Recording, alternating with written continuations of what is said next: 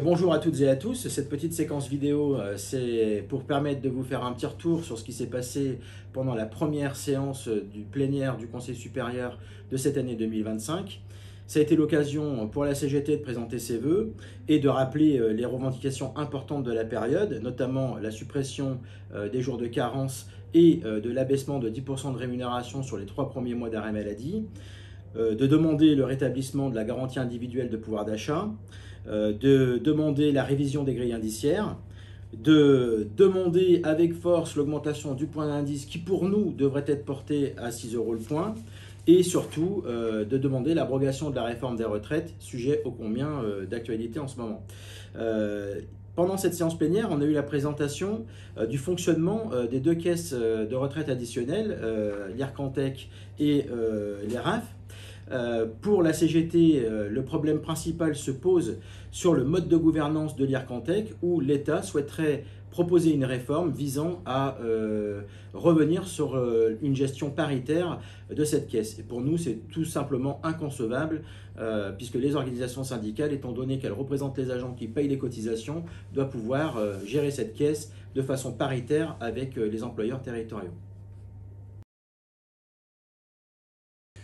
Le Conseil supérieur a donc voté ce matin à l'unanimité des deux collèges, le collège des organisations syndicales et le collège des employeurs, la modification des quotas d'inscription au concours des faisant fonction d'ATSEM. C'est-à-dire que 30% des postes ouverts au concours sont réservés aux agents faisant fonction d'ATSEM. À partir de demain, ce sera 60%. C'est-à-dire que les externes n'auront plus que 30% à l'inverse de postes d'accession.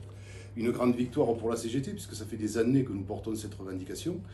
Une satisfaction entière. Ceci étant, nous avons précisé aussi que beaucoup de choses restaient à faire pour ce qui concerne le métier des ATSEM, à savoir la reconnaissance en catégorie B de la pénibilité, de l'organisation de leur travail, des compétences et des diplômes qu'elles ont acquis, donc une catégorie B, la reconnaissance en catégorie active qui leur permettrait d'avoir un départ anticipé à la retraite au vu de la pénibilité particulière de leur travail. Je ne reviens pas sur ce qu'a dit Damien tout à l'heure sur les augmentations, les déroulements de carrière, les augmentations du point d'indice, etc. Aujourd'hui, lors du Conseil supérieur de la fonction publique territoriale, a été présenté un décret sur l'aptitude médicale des sapeurs-pompiers.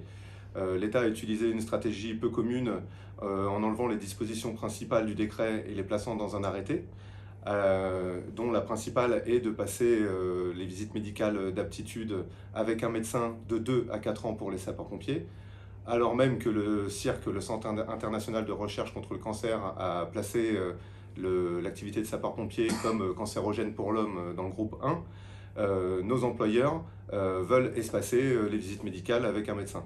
La CGT a bien évidemment dénoncé cette mascarade et ce texte a été sanctionné d'un vote contre à l'unanimité du collège des représentants du personnel et du collège des employeurs. Donc ce texte sera représenté à la prochaine plénière du Conseil supérieur de la fonction publique territoriale et permettra à la CGT d'amender ce texte dans l'intérêt des sapeurs-pompiers et dans l'intérêt du service public.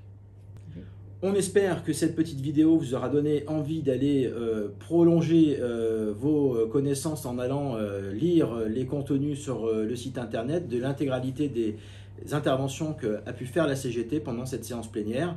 Donc on vous invite à aller sur le site pour consulter tout ça et parfaire encore un peu plus vos connaissances sur les sujets qu'on a pu aborder pendant cette séquence vidéo.